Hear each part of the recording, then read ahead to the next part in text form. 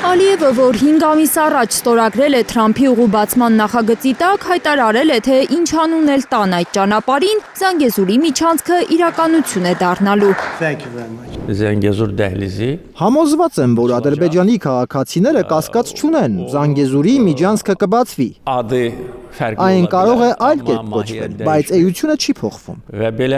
Հայ-ադրբեջանական բանակցային գործընթացում մեզ անհրաժեշտ հարցերը մեր ուզած ձևով են լուծվում։ Զանգեզուրի միջանցքը նույն Թրամփի ուղին է, թե ոչ, բանավեճին ըստ էության վերջ է դրել Ադրբեջանի նախագահը։ Այդ մասին ահազանգել էր նաև մեր հարավային հարևան Իրանը, պնդելով, որ Թրամփի ուղին Զանգեզուրի միջանցքն է ու իրենք դեմ են այդ նախագծին։ Ստացվում է, որ Ադրբեջանը թրիփ ասելով հասկանում է միջանցք, որի վրա Հայաստանը չի ունենալու որևէ վերահսկողություն։ Եվ իդեպ Նիկոլ Փաշինյանը անուղղակի կերպով դա ընդունեց։ Ազգային ժողովում ասեց, դե մարդիկ չեն վերահսկելու, ռոբոտներ են վերահսկելու։ Ալիևը տեղական լրատվամիջոցներին տված հարցազրույցում ոչ միայն համոզմունք է հայտնել, որ միջանցք լինելու է, այլև որ հայկական կողմը չի կարող հրաժարվել այդ ծրագրից, որովհետև դա ինքնասպանություն կլինի։ Զանգեզուրի միջանցքի իրականացումն արդեն որպես որոշված հարց պետք է ընկալել։ Չեմ հավատում, թե Հայաստանը կարող է հրաժարվել այդ հարցից։ Դա ինքնասպանություն կարող ենք գնահատել։ Հատկապես եթե հաշվի առնենք, որ Ամերիկայի նախագահ Թրամփը այդ երթուղուն իր անունն է տվել։ Ու հիմա դա նրա ճանապարհն է։ Հայաստանից եկող լուրերը նույնպես հաստատում են, որ այս տարի նախատեսվում է սկսել ճանապարհի կառուցումը։ Ինչ նկատի ունի Ալիևը ինքնասպանություն ասելով։ Ընդդիմադիր պատգամավորի համոզմամբ դա ուղիղ սպառնալիք է Հայաստանի իշխանությանը, Բաքուն կզրկի Երևանին խաղաղության իմիտացիա ստեղծող բոլոր քայլերից։ Դա բացահայտ սպառնալիք է նշանակում։ Սպառնալիք է, որ եթե դու չհամաձայնվես, այս սիլիբիլիները, թե սա խաղաղության դարաշրջան, ճանապարհները կապաշրջափակվեն, առևտուր կլինի, այդ ամեն ինչը կվերջանա։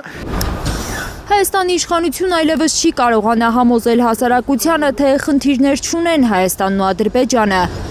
Խաղաղություն է հաստատվել սահմանին, առևտուր են անում հայերն ու ադրբեջանցիները։ Շատ նմաններ է, երբ եվրոպացիները գնում էին գաղութացնելու Աֆրիկան, Հարավային Ամերիկան, Հյուսիսային Ամերիկան, ինչ էին տանում, չէ, ուլունք։ Ապակից ուլունք էին տանում եւ տեղացիներից խլում էին իրենց հարստությունը, խլում էին իրենց հողը, խլում էին իրենց երկիրը։ Այս է, մի բուր ցորեն, մի քիչ բենզին, որի կարիքը Հայաստանը վերջի 30 տարին չի ունեցել։ Խաչատրյանը չի բացառում նաև, որ եթե Հայաստանը ինչ-որ պահի հրաժարվի թրիփ ծրագրից,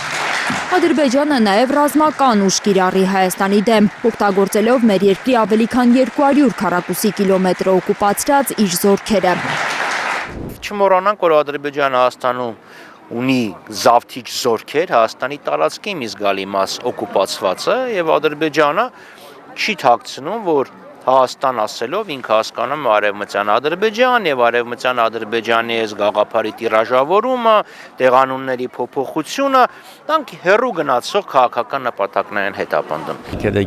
Սահմանն այնտեղ է, որտեղ կանգնած են ադրբեջանական ուժերը, հայտարարել էր Ալիևը 3 տարի առաջ։ Այսօր նա պնդում է, որ Հայաստանը կլինի այն սահմաններով, որ իրենք կճանաչեն։ Հայաստանի Հանրապետությունը սա է։ Իր այս միտքը Ալիևը հիմնավորել է Փաշինյանի իրական Հայաստանի մասին գաղափարախոսությամբ։ Եվ սա։ Նրանք այսօր ասում են ու ճիշտ են ասում, որ կա իրական Հայաստան իր սահմաններով, ու քանի դեռ մենք չենք ճանաչել այդ սահմանները, դրանք գոյություն չունեն։ Եթե հիշում եք, որպեսզի ես նրանց դրդեմ այդ մտքին, ես ասել էի, որ սահմանը կլինի այնտեղ, որտեղ մենք անհրաժեշտ կհամարենք։ Ադրբեջանը չեմ բացառում, որ եթե ուրեմն եղելով չհասնի Փաշինյանից իր ուզածին, դաղելու գործիքակազմը կկիրառի։ Լիլիթ Սարգսյան, Լանա Համբարձումյան, Հենրիկ Համազասպյան եւ Անի Ղանդիլյան, Հայլուր։